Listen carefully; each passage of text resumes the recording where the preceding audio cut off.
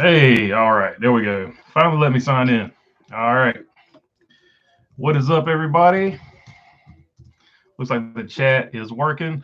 So, Chicagoland is getting a little bit of light breathed back into it, sort of, kind of, a little bit. They do have some racing going on there. So, that is kind of interesting. They've got the Super Motocross. They're going to do sort of their deal over at Chicagoland Speedway, which begs the question: this Chicago road course, it is only, sort of a. They've only got like a 2 or 3 year contract or whatever, and it's very tentative. It's been heavily embroiled in politics, so it begs the question: are they going to race at Chicagoland when this contract is up or something like that? So it looks like Chicagoland might still be in play. Rumors of its death were greatly exaggerated, apparently. So, sort of interesting news from that angle. But other than that, not a whole lot is going on. A lot of people talking about sponsors and this sponsor and that sponsor is not showing up on this person's website, but nothing's been made official. Like allegedly, people think Focus Factor has left Petty GMS and what was the other one? I think Kohler. I think some people think Kohler has left Roush. So a lot of this and that here and there, but nothing super serious. But we'll get into the chat, see what you guys want to talk about. Also got like football going on today, all kinds of stuff going on today. College basketball's in full swing, pro basketball, whatever you guys want to talk about. Kind of a slow day. All right, let's see here. Camaro 50 says, "What's up? What's up, Camaro 50?" Mark Barnum says, "What's up? What's up, Mark?" Anthony Auto Club Speedway. Alex Bowman getting booted at the end of 2023. Is Alex Bowman going to get booted? That's always sort of a touch and go thing. My question is, who do you replace him with? Who does Rick Hendrick have his eye on? So if you're going to replace him, the first spot I start off with is, who are you going to replace him with? Alex Bowman has a bunch of wins.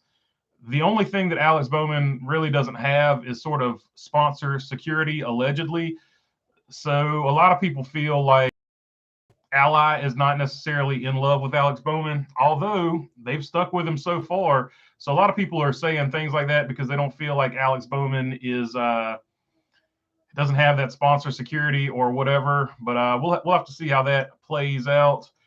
I don't know. I don't know who you replace him with, though. Maybe, I mean, a lot of people say Noah Gragson. Noah Gragson signed a 2 year deal with Petty, if I'm not mistaken. So, oh, well, there you go. JD Mayo says Noah Gragson. Yeah, so a lot of people were leaning toward Noah Gragson. Josh Berry, I guess, would be the other one. So of those two, I guess Josh Berry would be sort of the better fit there. Josh Berry being Dale Jr.'s guy. Dale Jr. handpicked Alex Bowman to go in that 88, now 48. So Josh Berry would sort of be the next guy, I guess, to sort of transition into that. If you look at it from that perspective, if Dale Jr. still has input on it, things like that. Brandon Brown would bring sponsorship. Brandon Brown would bring finances to that. But are either of those guys necessarily better than Alex Bowman? That's hard to say. You haven't seen him race in Cup in top level equipment. Josh Berry's made a few starts here and there.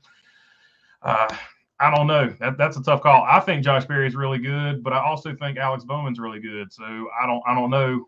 Also, I mean, would Josh Berry significantly bring more sponsors than Alex Bowman? That's a tough one to say.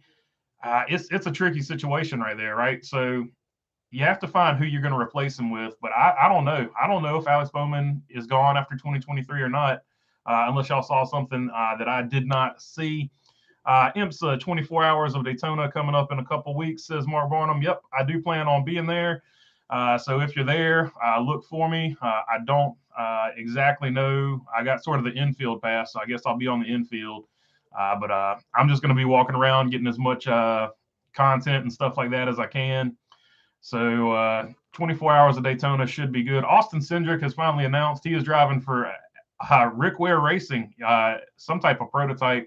I don't know if it's LMP2 or if it's the actual prototype class, but he's driving a prototype type car.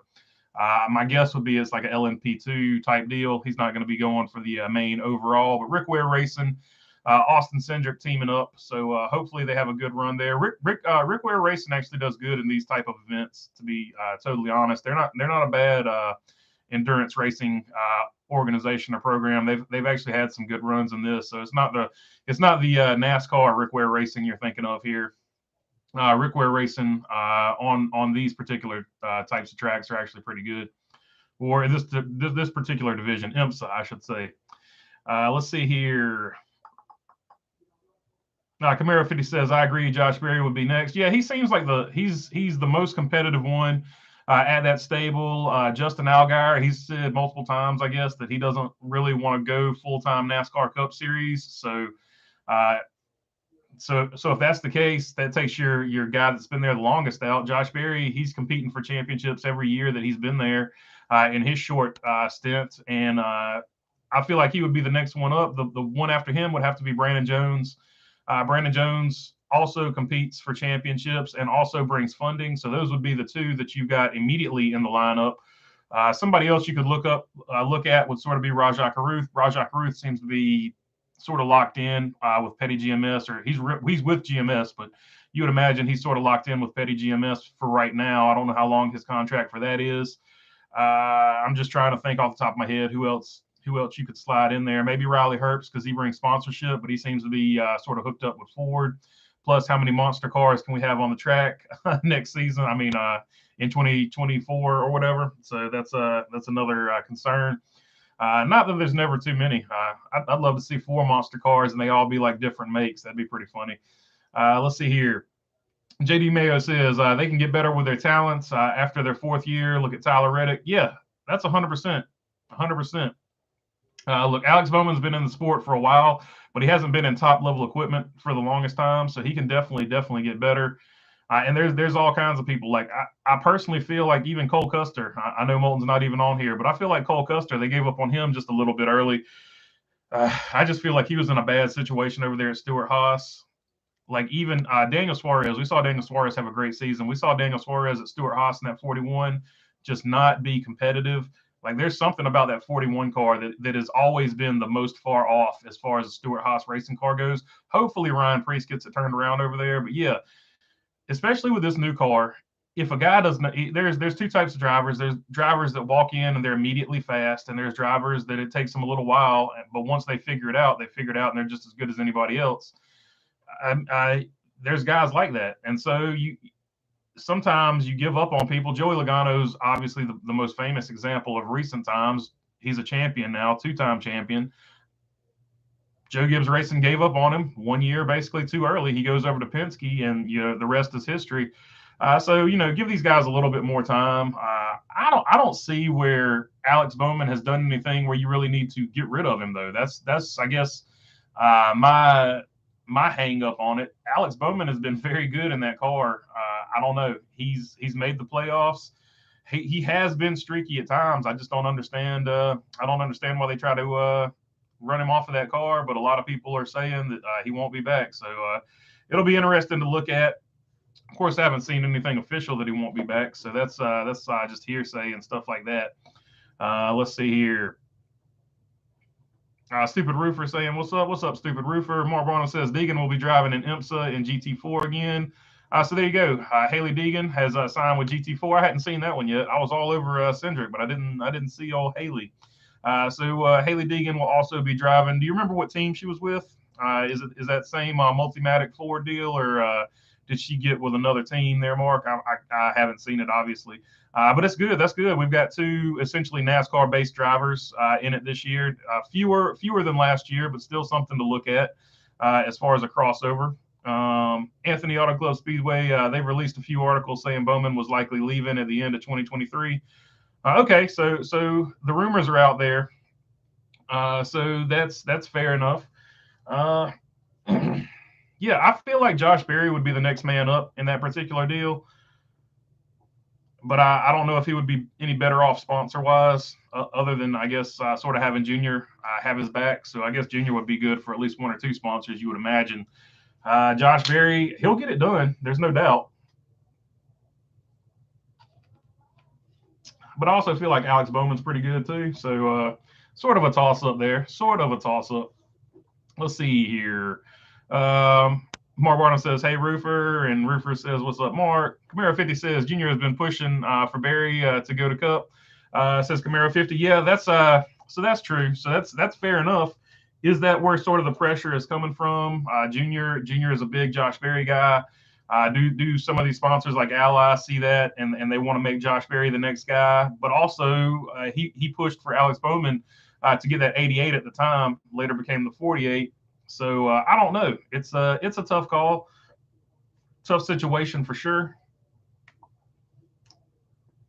But I feel like Alex Bowman would definitely be if he leaves. Josh Berry would definitely be the next guy in line. Brandon Jones, I guess, would have to be the second best because he does compete for championships and he does bring sponsorship and funding. So I feel like Brandon Jones would be actually your second in line behind Josh Berry if Josh Berry didn't get it. Also, what you got to factor in is if Junior decides to come up to Cup, right? If Junior decides to come up to Cup, does he take Josh Berry with him? In that situation, that might actually save Alex Bowman's job, or it could just Alex Bowman still leaves and you slide in Brandon Jones. I could see a situation like that as well. I'm trying to think of who else Chevrolet has sort of in the lineup that is Chevrolet backed that you could slide in there. Not pulling anybody. Corey LaJoie would be another one. Corey LaJoie would have to be another outlier there, right? So if they don't go with Josh Berry, let's say Junior starts up Junior Motorsports and takes Josh Berry, would and they still get rid of Alex Bowman, would they look at somebody like a Corey LaJoie? Corey LaJoie has overperformed in underwhelming equipment. That can definitely be said. So Corey LaJoie is another one I would sort of throw out there. Corey LaJoie sort of brings his own sponsors to an extent, not to the level Brandon Jones does, but Corey LaJoie would be another guy I would look at over there for sure.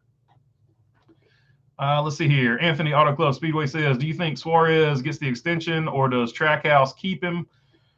Oh, that's a good question. I think Daniel Suarez is going to get the extension. I do think Trackhouse keeps him. Here's my thoughts on Daniel Suarez. He's a good driver. He wins races. He made the chase last year. He actually finished, I think, top 10 basically in points. There's not much more you can ask for somebody in their second year with an organization like Trackhouse. Obviously, Ross Chastain had the bigger breakout season, but Daniel Suarez's season was nothing to be disappointed with by any stretch of the imagination. So from a performance standpoint, I don't see where you would get rid of Daniel Suarez. Then there's the off the track stuff with Daniel Suarez. Daniel Suarez is one of the most liked race car drivers. He creates more buzz than a lot of other drivers. He has Amigo Nation. You know, he has a massive, massive fan base. And they did as far as Twitter impressions or things like that, the most liked driver in NASCAR right now, according to Twitter impressions, social media, things like that, is actually Daniel Suarez. I know Chase Elliott wins the vote every year, but as far as people talking about you on social media and stuff like that, and it being positive, Daniel Suarez leads the way there. So Daniel Suarez would 100%, from a marketing perspective, you tried out all those numbers, plus he's finishing top 10 in points last year. I would say he easily gets the extension. I don't understand where actually all the talk for Daniel Suarez leaving comes from, because I feel like he's solidly locked in there. He's solidly locked in the culture of Trackhouse, and he said multiple times he likes Trackhouse and chose Trackhouse because they believe in him. So I feel like Trackhouse and Daniel Suarez is something that's going to go on for at least the. So yeah, I think Suarez keeps going, and I think he'll definitely keep going. But I think he'll definitely keep going with Trackhouse for sure. Mark Barnum says, yeah, same Ford team. She was with Briscoe for a teammate last year. So that's pretty cool. That's pretty cool. She's returning to a same team, so hopefully they'll have good results. She was actually turning some pretty good lap times last time she raced there. So that should be interesting. Hopefully they don't have the same mechanical issues. I think they had mechanical issues last time, but they were actually, that team was turning pretty good laps, which surprised me. I didn't really see her as much of a road course racer, but she was turning some respectable times on the road course, which really surprised the crap out of me. But yeah, who knows? Let's see here. Mark Barnum says Daniel's Amigos. Yeah, Daniel's Amigos is that's a massive group of people. You see them at every racetrack. They travel well, as they say in tailgating and SEC football. They travel well. Yeah, Daniel's Amigos, they're a force to be reckoned with. Mark Wachowski, what's up, Mark? Let's see. Good morning, everybody. Let's see what Ryan Preece brings to the table. He's hungry. Tony stuck his neck out for him to take Cole Custer's ride, and I think Ryan may be one to watch. Yeah, so a couple things about that. I think Ryan Preece is a good driver. I think he's going to do good in that ride. But let's look at the things they shook up and changed over there. First off, they got to get that pit crew in order. The pit crew gave up several spots on pit road, and I don't care what driver you are, you can't overcome track position. So the first thing that they're going to have to look at, and they've gotten rid of Mike Shiplett. Mike Shiplett is no longer the crew chief, which I'll get to in just a second. The first thing you need to do over there is get your pit crew in order so that they don't lose spots that your driver gains, gaining spots or holding serve. When it comes to that, multiple times last season we saw that not happen with the 41. The second thing with the 41 is the crew chief. Mike Shiplett made some questionable calls, and look, if those calls work out, Mike Shiplett is the man. If those calls don't work out, you question Mike Shiplett. None of those calls worked out, so you question Mike Shiplett, right? That's just the nature of the beast, and I hate to do it, but a lot of his calls ended up costing the 41 car multiple positions. And then there was the teamwork there at Martinsville, where he basically gave the race away. Not gave the race away, but he gave away a top 5 finish trying to help, get Chase Briscoe into the playoffs. So the car has speed.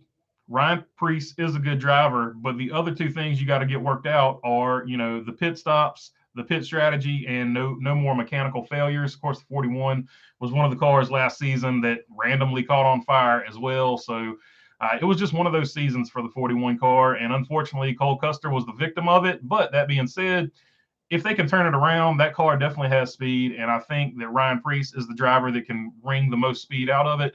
He's going to do very well. So hopefully his abilities are able to show through, and he doesn't sort of get held back by circumstance. We'll say, and say what you will about Cole Custer, but you can't continually make up spots that the pit crew gives away. You can't overcome bad pit strategy, and you can't overcome mechanical failure. The 41 car had a ton of that last season, so I don't put it all on Cole Custer. Cole Custer did need to do a little bit better last season than he did, but I'm not putting all of last season's 41 performance on Cole Custer. It was a total team effort, as they say. But I do think Ryan Preece will breathe some new life into him. We'll sort of give him a better chance of doing good. Ryan Preece, an established veteran, several Cup starts under his belt, 2 or 3 seasons at least. So he'll be fine. He'll be definitely, I think, more consistent. So we'll just have to see. I think he's a step up from Cole Custer, but I don't want to say that in the sense that I'm disrespecting Cole Custer. I think Ryan Preece is a step up as far as experience goes from Cole Custer, but I still think Cole Custer is a good driver, and you're going to see Cole Custer dominate Xfinity, I think, this season, and work his way back up to Stewart Haas at some point. Anthony Auto Club Speedway says, who do you see having a breakout year for 2023? New faces in new places. So that's a good question. I'll be interested to see what Rajah Caruth can do over there for Petty GMS in the Truck Series. If Lane Riggs gets his deal done with Stuart Friesen Racing, I'm interested to see what he does over there in the Truck Series as well. So those are 2 guys I'm looking at over there sort of in the Truck Series. Carson Hostfar, I want to see how he develops. Last year, he had a lot of controversy over there in the Truck Series, and I think even at the Chili Bowl, like Brett Griffin's still going in on that kid for whatever reason. But he had some mechanical failure in the Chili Bowl of dirt racing or whatever he's doing this weekend. And Brett Griffin went in on him again because he stopped on the track, but this time it was actually a mechanical failure. So but apparently he didn't know the etiquette for dirt racing, and he still stopped on the track when he shouldn't have. So I'm interested to see Carson Hocevar in Xfinity. I'm interested to see what Brandon Jones does at Junior Motorsports. Brandon Jones is sort of sneaky under the radar good. He has continued to improve every single season he's been down there. And then, of course, the big thing in Xfinity, I want to see what Cole Custer and Josh Berry and Justin Allgaier do. I feel like those are sort of your championship favorites over there. And then whoever they're going to stick in the Toyota car. Sammy Smith's another one I want to see. Sammy Smith's going to be over there. So I'm interested to see what Sammy Smith does, if he can break out. Those will all be good ones to watch. Of course, Haley Deegan is the one everybody's watching in trucks. Will she break out with Thor Sport? I think she will have a much better season with Thor Sport. We'll have to see.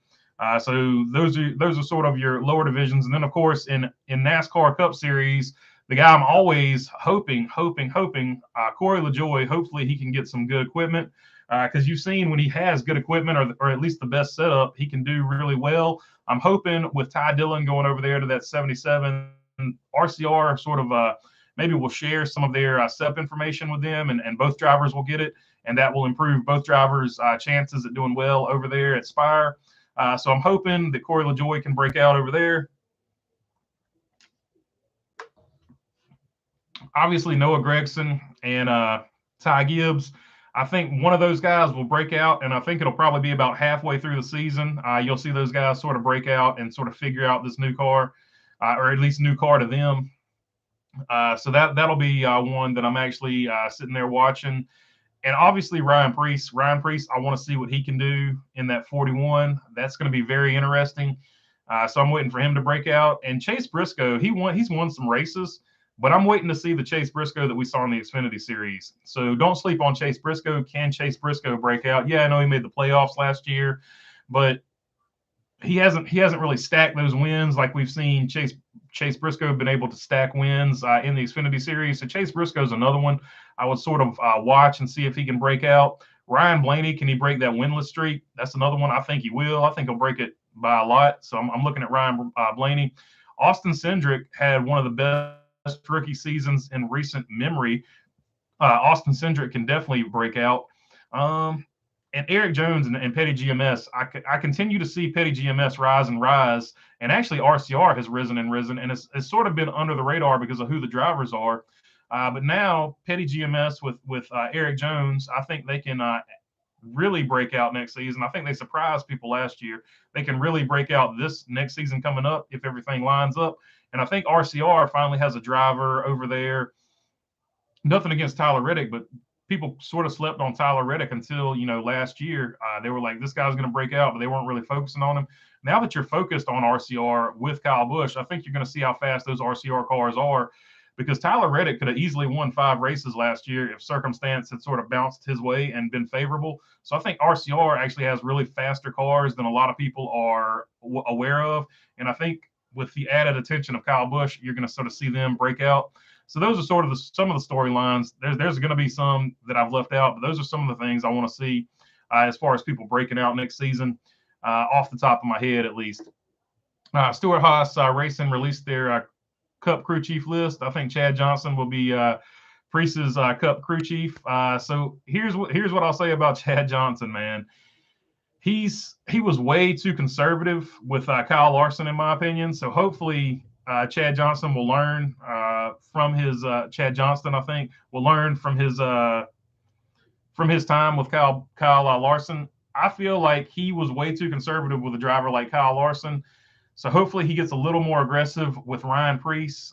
I'll just be totally honest. I think he's a good crew chief, and I don't want to disrespect him, but I think he's also, as far as Kyle Larson went, he was the worst crew chief that Kyle Larson ever had, because I don't think their styles matched up. I think Chad Johnson is sort of a conservative guy, and Kyle Larson likes to hang the car on the ragged edge. Now, Ryan Preece is more of a conservative, at least as far as his Cup career has gone. He's a more conservative driver, so that those two styles might actually line up better over there for the 41. So that'll be interesting to look at. But I was never impressed with Chad Johnson's chemistry with Kyle Larson, and that I'm saying that respectfully, because I think Chad Johnson's really good at what he does. I just think their two styles didn't really match up.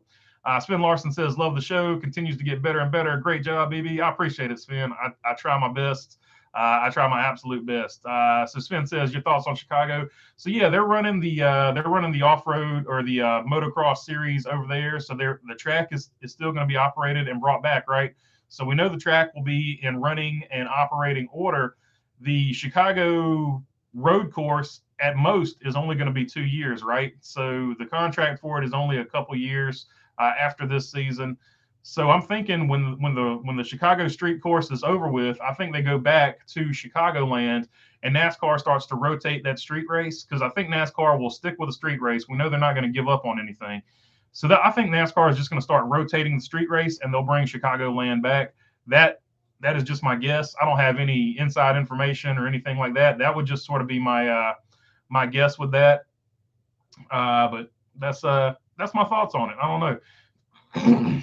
Let me know down below what you think about Chicagoland. Do you think it's coming back in a couple years after the street race is over with, or do you think it's just going to be sort of a motocross track? Got a frog in my throat.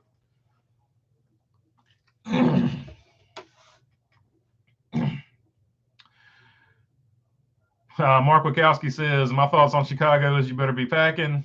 Sven Larson says, with a dead market. Yep. So obviously the crime rate is an issue for some people over there. No doubt about that. But from the people that live there, from what I've heard, it's actually in a nicer part of town. As long as you don't go to the south side of Chicago, you should be okay. That's not over in the south side. So according to everybody that lives there, it's in a good enough neighborhood. Mark Barnum says, Mark, I will be packing my .4. I can't say some of this. I can't say some of this online, guys. So it is what it is. Anthony Auto Club Speedway with LOL. Stupid Roofer says, I'm still going with 8 wins for Busch next year. He's got an axe to grind. I don't know about 8 wins, but I certainly think he's going to get 3 and up. I'm setting the bar at 3. So there we go. First poll question. Let's go with how many wins does Kyle Busch get?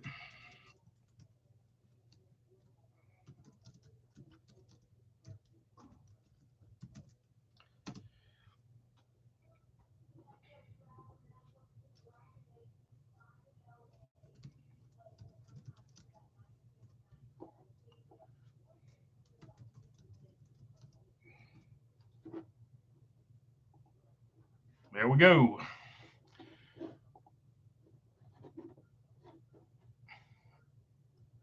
So there we go. How many wins does Kyle Busch get? More than 3, less than 3. I'm setting the bar at 3.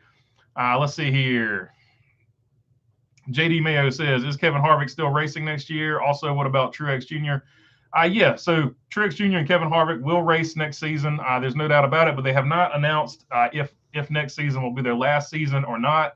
Kevin Harvick said before Daytona he will announce if 2023 is his last season or not. Daytona's almost here, so we should be expecting an announcement soon.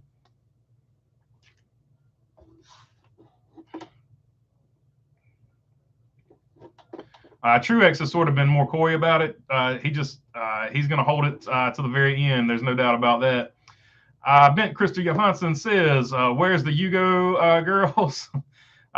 Mentioned in the description. So back in the day, I don't actually have a picture of it. In the description, I was saying "you go, girl" because that's sort of a thing we used to say in the States at least. And he says, hi, everybody from a snowy day in Norway. I bet it is snowy up in Norway. Man, I bet it's cold up there for sure. But "you go, girl" is just something we used to say in the States, and it lined up good with Yugo. So that's where that came from. But there actually were Yugo girls. I will try to find some pictures of them. I've been reading my Yugo history book, sort of trying to work on a video for that. But there actually were Yugo girls when they originally introduced the car at the LA Auto Show. He paid, I guess, some high school girls or something like that. His secretary had friends. They were all in they were all in college, I guess. So he paid the friends some money, and they became the Yugo girls. So they're actually pretty popular. Mark Wachowski says, Tyler may have left a good team for 2311. Ain't really lighting the world on fire. We'll see soon. That's a good point, Mark Wachowski. 2311 has been fast when they're fast. They've been streaky, though. They're fast when they're fast. When they're not fast, it looks like a dumpster fire, right? They're either like running top 5 or they're just having like a really bad day. There's no in between with 2311, at least last season. And it sort of mirrored Denny Hamlin's 2023 season as well, even though Denny Hamlin's driving for Joe Gibbs. They either were really good or they weren't, right? So in that, you have 2311 that when they were fast, they were the fastest car on the track without question, right? But when they were not fast, they were way off. Whereas RCR, you always had about a top 10 to top 15 car. I would say actually you always had a top 10 car because you saw Austin Dillon At the end of every race, Austin Dillon, hey, where did he come from? 10th, 11th, 12th. Like, he was always right there. And Tyler Reddick, when he finished races, he was always in the top 5, right?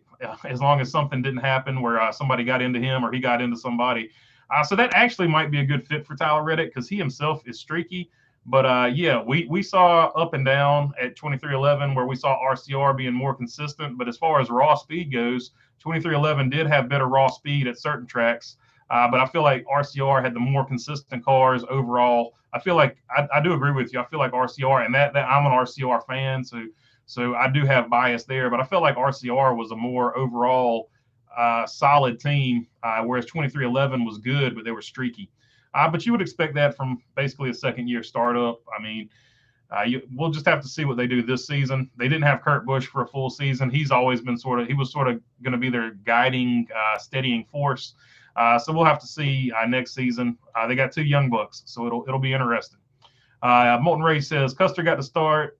Custer got the steal with the new crew chief. He got a crew chief that worked on Tony Stewart's 2011 car as an engineer for the championship. That's a steal and a good experience for his driver development. Yeah, I fully expect Cole Custer to compete for the Xfinity Series championship with Josh Berry and the guys I previously mentioned about that. So I think that'll be a good deal. Stupid Roofer says that street course feels like a recipe for disaster. No doubt about it. The street course is going to be, I'm just going to go ahead and tell you, street races are 9 times out of 10 boring. So I'm not expecting a whole lot from that street race. I think it'll be a cool spectacle. I think it'll be something fun from they're doing something different perspective, but I don't expect a great race. I actually think as far as spectacle goes, I think the LA Coliseum is going to be a much better race. Anthony Auto Club Speedway says, Tyler, with that huge mistake leaving RCR, he left a very good ride for a very dangerous driver, and now Busch is going to whack him hard performance-based. Yeah, so that's I don't think they were expecting somebody quite as good as Kyle Busch to be replacing Tyler Reddick in that 8 car. So that's going to be interesting. And that's going to be the other storyline to watch all season. Kyle Busch versus Tyler Reddick. So I think that'll be the other one to watch. But I definitely think that Tyler Reddick left a fast car for a streaky car, but I still think he'll get the same amount of wins. I think you'll see Tyler Reddick get 2 to 3 wins, something like that. So I feel like he's still going to get the same amount of wins. He's just going to be streaky again. Whereas I think Kyle Busch will not be streaky and still get 3 wins.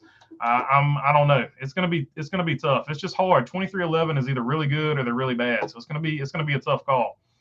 Super River says the 8 might be a stretch, LOL, but 4 seems about right. So there you go. Stupid Roofer saying 4. Mark Wachowski saying Kyle gets 5 wins, beginning with the Daytona 500. I'm with you on that one, Mark. I'm picking Kyle Busch to win the Daytona 500. That's my big preseason prediction so far.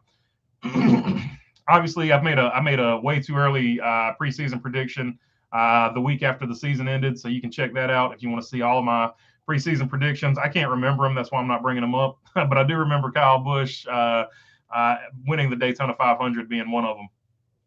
Molten Ray says definitely less than 3. There's no way he's getting more than 3 wins. It's RCR equipment, and he's getting older in age. It's factually like he's not going to get more than 3 wins at least. So Molten Rage, not a believer in the RCR equipment, even though Tyler Reddick probably could have won 5 races last season, and Austin Dillon consistently finished in the top 10. Both made the playoffs. So let's see here. Or Austin Dillon just barely missed the playoffs. I'll take that. No, did he make them? That's right. He got that win and made them. He got that win and made it in. So they both made the playoffs. Both RCR cars won last season.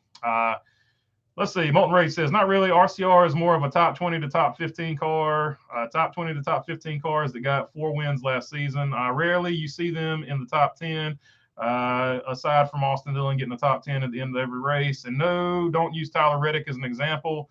He was doing the best he can with that equipment, but that equipment was still, say it louder for the people in the back, RCR equipment. RCR equipment just gets slept on by some people because they're just so used to seeing it run in the back.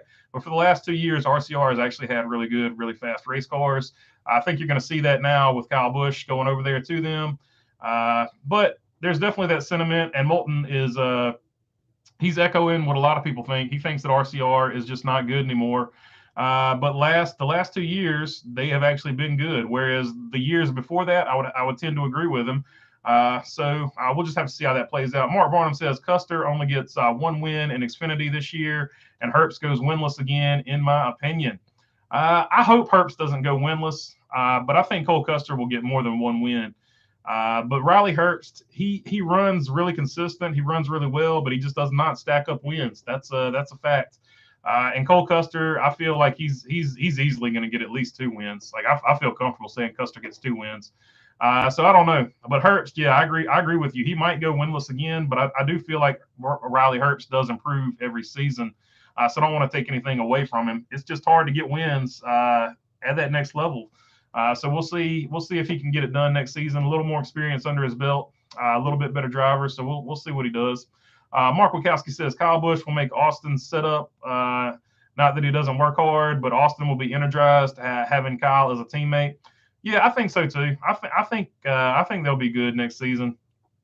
I expect, to be honest, I feel like last season was a pretty good season for RCR. If a few things bounce the right way, then RCR is in that Final Four with one of their cars. So I feel like they'll basically repeat what they did last season.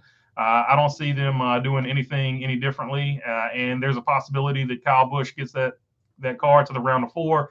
Every year, Austin Dillon typically makes the playoffs. More times than not, Austin Dillon makes the playoffs in his career. So I think they'll have a fine season. I don't think they'll have a bad season by any stretch of the imagination. So I'm with you. I think they'll be energized and do a good job. Molten Rage, Tyler Reddick left a top 15, top 20 organization for a top 15, top 10 organization. That's a steal if I've seen one. So that remains to be seen. And I say that because I've never seen 23XI finish in the top 10 or top 15 in points. And I'm just being real, Molten. Like when have they finished in the top 10 or top 15 in points? And they haven't. They've just been too streaky. Like, listen, when they're good, they are the fastest race car on the track. Nobody is doubting that. But we know that they're getting Joe Gibbs equipment, but they're not getting Joe Gibbs results.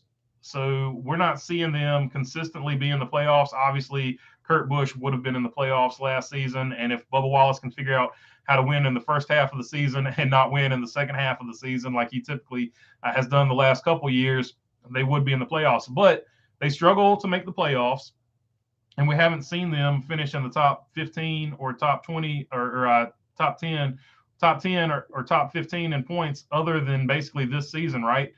Even Bubba Wallace, I think, did he even finish top 20 in points this season? I don't know that he did for sure. He might have been barely top 20 in points. I don't know. So I don't know. I feel like they're both equally good organizations is what I'm getting at. I feel like 23XI and RCR are both teams that are on the rise. People don't think of RCR being on the rise, though, because they've been in the sport for so long. So there is this stigma that RCR is not good. So we'll see. Reddick will have AJ to deal with for road course wins. Oh, yeah. AJ Allmendinger is going to be he's going to be a force to be reckoned with on the road courses. Tyler Reddick will always be solid on road courses, but what we did see with Toyota last year is that their road course package was a little bit off compared to what we've seen in the past. So if they don't get that buttoned up, it might sort of be a moot point because Tyler Reddick we know is good on road courses, but if they don't give him the car to drive, we'll have to, he won't be able to show it. TJ Mooreshed said, I wish the Brickyard had a ton more momentum. Those few years they ran the race on the 4th of July, Indy 500 on Memorial Day, the Brickyard 400 on the 4th seemed like a good combination. Yeah, as far as the schedule goes, I feel like you are right about that. The problem they had with the July 4th race is that so many people were bitter and angry that Daytona lost the July 4th race. So that was the issue with a lot of people. And I think that sort of actually hurt their momentum a little bit there. At least from people I talked to, my anecdotal experience or whatever you want to call it, that seemed to be part of the issue there. So hopefully that's not an issue going forward with other tracks that have the July 4th date. But we'll have to see. JD Mayo says the Rowdy documentary is being released on February 3rd on Amazon Freevee. So check that out. That's good good information there. I forgot to mention that earlier. So JD Mayo with the glove save and a beauty there. Amazon is going to show the Kyle Busch documentary, and that is something that I wanted to watch, but I didn't really want to go. I'm not trying to pay money to watch it. It's one of those type of deals. But definitely now that it's on Freevee, if you've got Amazon Prime or whatever, Freevee is a free channel on Amazon Prime. So go check it out over there. Cal Tiki says, hey, BB, you're going to be at Fontana. I don't know if I'll be at Fontana. I don't know about that. That is not looking hopeful. I'll just be honest about it. Not looking hopeful as of right now. But I'm going to do my best to get out there at least for one of the California races, even if it is the road course race. Molten Rage says RCR to me is around A- to B equipment. That's solid, but that's not great. It's just good. I feel like that's what everybody's at. That's not Joe Gibbs, Roger Penske, or Rick Hendrick. I feel like that's where everybody's at. But I feel like that gap was and last year Trackhouse. But I feel like other than that, last year sort of evened the gap on that. So we'll have to see next year if that gap stays even, or do the bigger teams, have they figured out where to spend the money to separate from the smaller teams? That's going to be the big question for next season.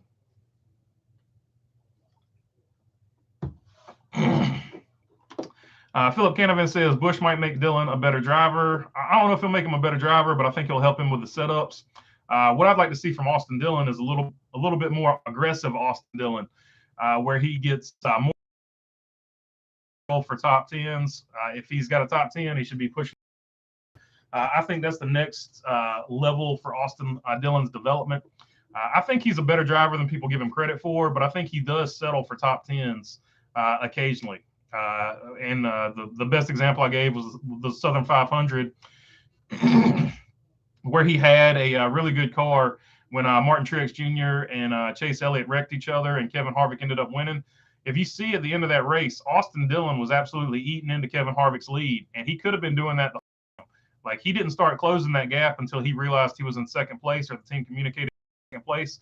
So in that moment, it sort of told me that when he gets sort of in the top five, if he doesn't feel like he can win, he just sort of settles for those top fives and top tens. And that's something I would like to see him improve on.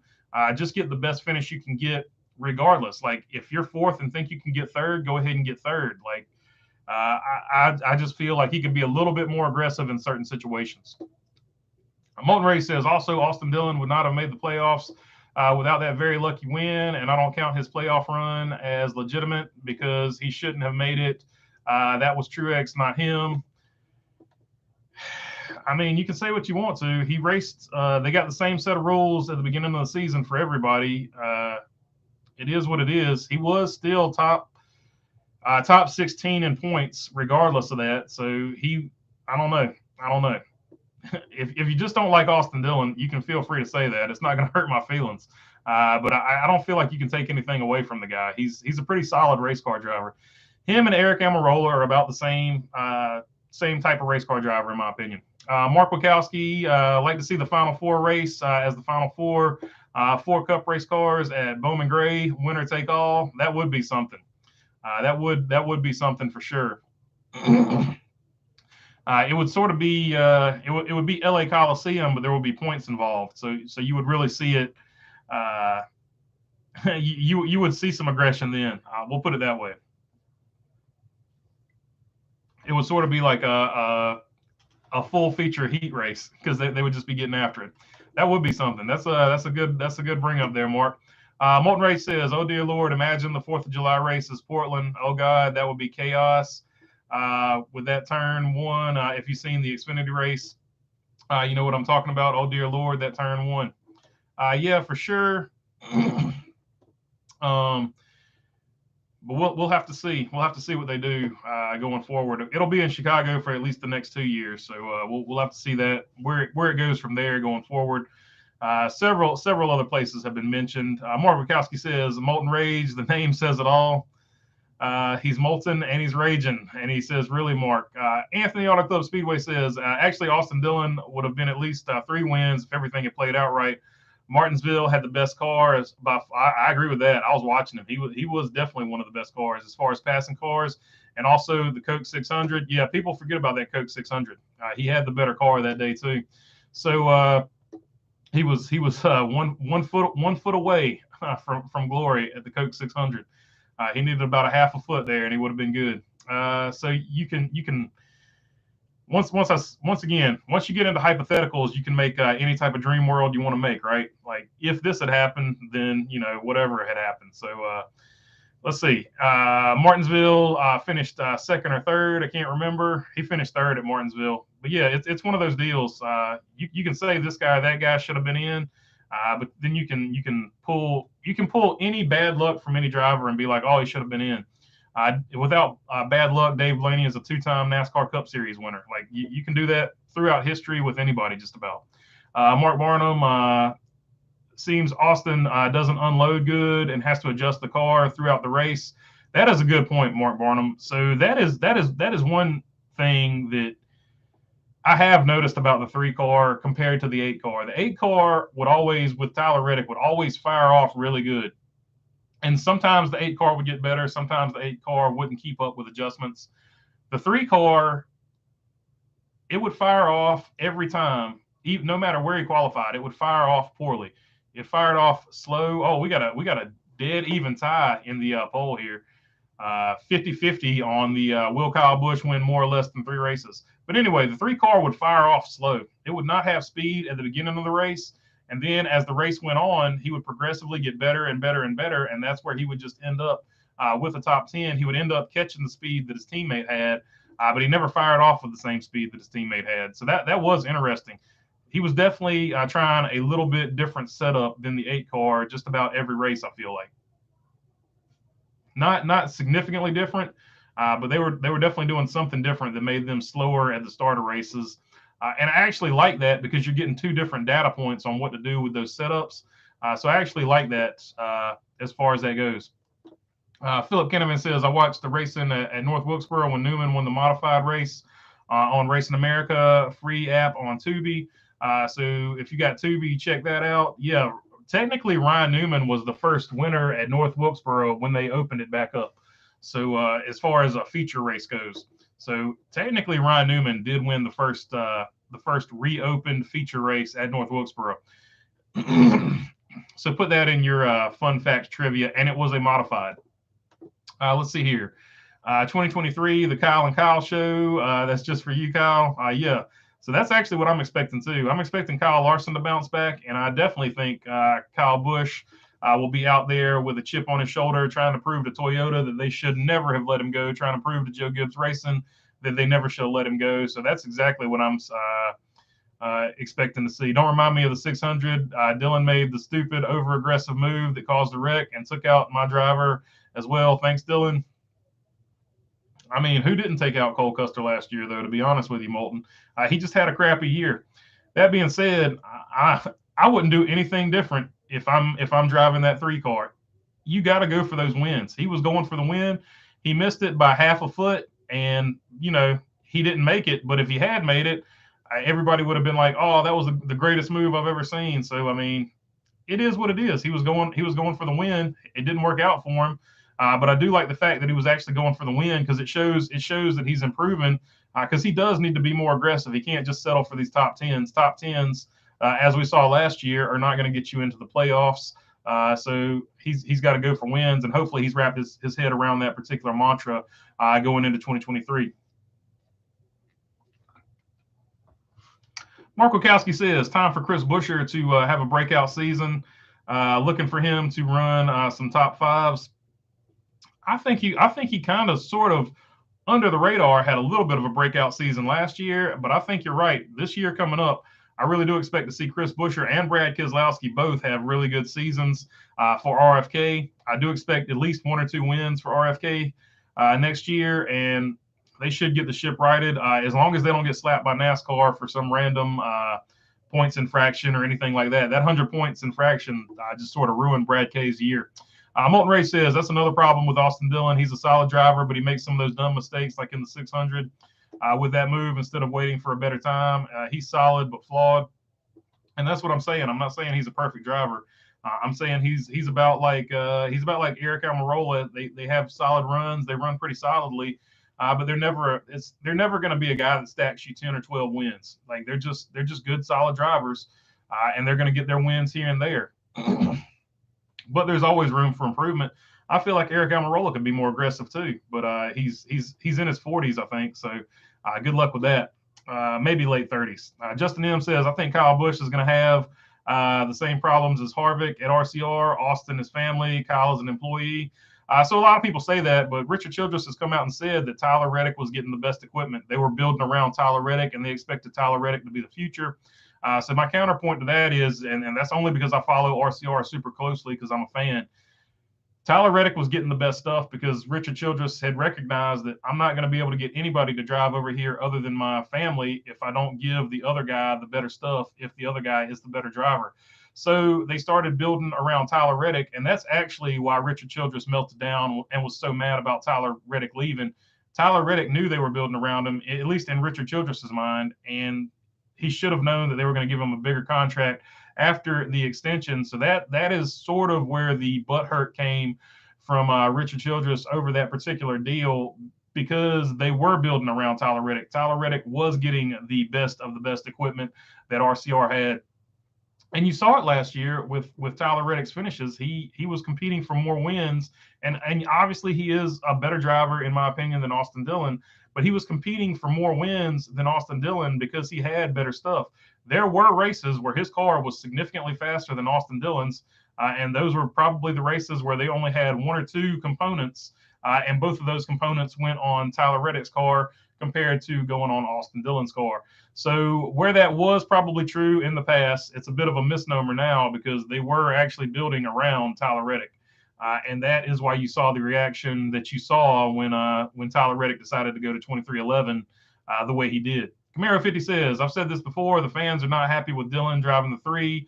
That's the biggest problem with him. I agree. Like, there are certain fans that don't want to see anybody drive the 3 except an Earnhardt, and that they're just not going to pull for him because he drives the 3 car, and they'll never admit it to your face, because I've called people out on, oh no, that's not why I don't like him, and then they'll pull up, I just like him because he wrecked Eric Almirola, where they've never pulled for Eric Almirola a day in their life, or they'll pull up some other nonsense where I don't like him because of how he drove at the Charlotte race. They'll pull up some reason to justify it, but at the end of the day, they just don't want to see anybody driving that 3 car. But at the same time, do they just not want to see the 3 car on the track? Because that's the other option, right? There are no Earnhardts racing at the top level right now. So you can either not see the 3 car at all on the racetrack, so we can forget about it,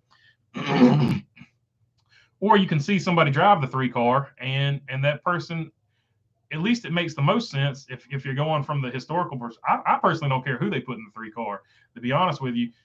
I just want to see that number out there running, because that way you don't forget about it. Same thing with the 43 car. I just want to see somebody good driving it in that number. That way you don't forget about the history of the number. Look at the Wood brothers have made the 21 iconic. Like, and that's the way I feel about the 43 and the 3. Keep them in the same font that they've always, and I know Dale Jr. feels differently about this. Keep it in the same font, keep it out there, and always keep it running. That way nobody ever forgets about it. Let's see here. Man, cannot get my throat to cooperate today here. About 10 more minutes and I'm gonna call it. Just cannot talk today for some reason. Let's see here. But yeah, my prediction for Martin Truex Jr. is going to have a really bad year next year. Finish 26 in points. He's getting older and he's kind of losing his competitive edge. I think this year will be his retirement. I don't know. I feel like he'll have the exact same season he had, except he'll make the playoffs. I feel like he'll have just a rehash of what he did this year. He'll probably get one win, but he'll have a rehash of what he did last season and sort of be right there on the edge of making the playoffs or not making the playoffs. Mark Wachowski, hard to win a race, very hard to have a race car, a driver, a crew chief, a pit crew, and 40 other race cars, all stars. Must be lined up. Some great drivers never win. I agree with you, Mark. I agree. I think any driver that gets a win should have the utmost respect, whether it be rain delayed or whatever. Like that's one of the hardest things to do is win a NASCAR Cup race, and I'll stick by that. JD Mayo says NASCAR owns the numbers, not the owners and teams now. People forget that. Yeah, so the owners sign up for a number, and they get assigned that number, and as long as they keep that number, they can keep that number. But if they ever let go of that number, like RCR let go of the number 33, right? Like the number 33 no longer belongs to RCR. That's why you've seen it run by Penske when Austin Cindric was coming up last season. So you basically rent the number from NASCAR, or you get assigned the number from NASCAR. And as long as you keep it, you keep it. And that's why they give you a grace period of 2 years to not run it, but then you have to run it. And that was the deal you saw with Richard Petty. Richard Petty ran the 44 when he first retired, but then he went back to the 43 because NASCAR's like, all right, you either run it or we're taking it. So Richard Petty said, all right, I'm going to run the 43. And it has worked out better because it adds to the legacy rather than takes away. Like all these people feel like for whatever reason, seeing somebody else drive that font number 3 is somehow going to take away from the 3's legacy or Dale Earnhardt's legacy. And I just don't get it. It just, to me, doesn't make any sense. So for whatever reason that irritates them, I don't get it, but it's better to see that 3 out there than to not see it ever again. So that's just how I feel about it. Cornfed Covers with the super chat. I appreciate it, Cornfed Covers. Every little bit helps, and thank you so much. That will go to the yugo, so I appreciate it. Big shout out to Cornfed. I appreciate it, man. That's going straight to the yugo fund. Let's see here. NASCAR. Let's see. I just read that one. Mark Barnum. Green Mark. If you add up all the drivers to ever run NASCAR, only 6% of the drivers have only won a race. Have won only one race.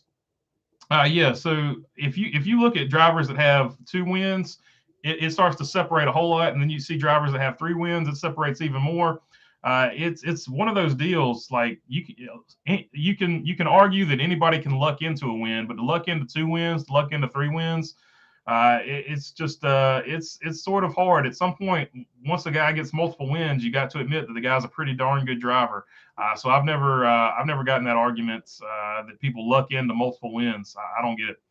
Molten Rage says, I feel bad for Eric Almirola in 2018. He should have won the 500. I don't understand why. Well, here we go. Why throw that stupid block? Why, Eric? Why you didn't need to do that?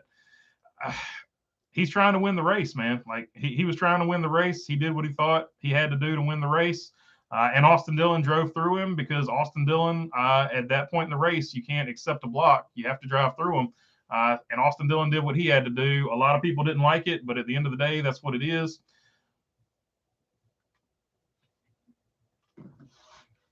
Let's see here. Mark Wachowski says the Wood Brothers have had the 21 for 73 years. No team has ever run that number in Cup but the Wood Brothers. So there you go. You can now do the same thing with RCR, and you can do the same thing with Petty GMS. You keep those numbers and you run them. You'll never be able to catch the Wood Brothers, but you'll be able to run those numbers for an extended period of time. And it just builds, they call it today building a brand, but it used to be called building a legacy or whatever. And that's what you do with a number and a team. So eventually the 3 will be recognized as Dale Earnhardt Sr. and RCR.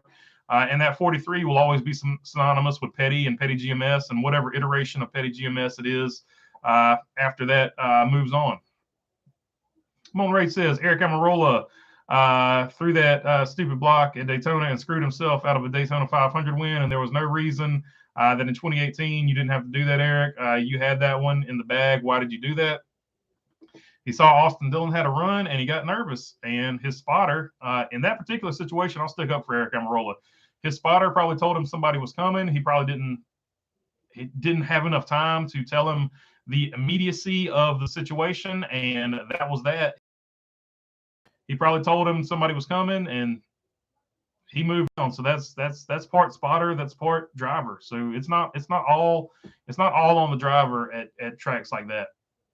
But I think Eric Almirola said he did see him in the mirror and he made the decision, so he didn't put it on the spotter. So it is what it is. Only guys that kind of lucked into a win this year was Austin Dillon, Daytona, and Ross Chastain at Talladega, to be honest, says Moulton. So, I mean, you can call it luck, but they still put themselves in those situations. So I don't know. Mark Wachowski says Wood Brothers also have only run Ford or Mercury for 73 years. Yeah, that's another good point. So like Richard Petty has run everything but a Toyota in the Cup Series under various forms of the Petty racing deal. RCR has run. RCR has always run Chevrolets. if I'm not mistaken. They might have run a Buick once or twice or something like that, but for the most part, their main deal has always been Chevrolets. So RCR would be, I guess, the closest one to that.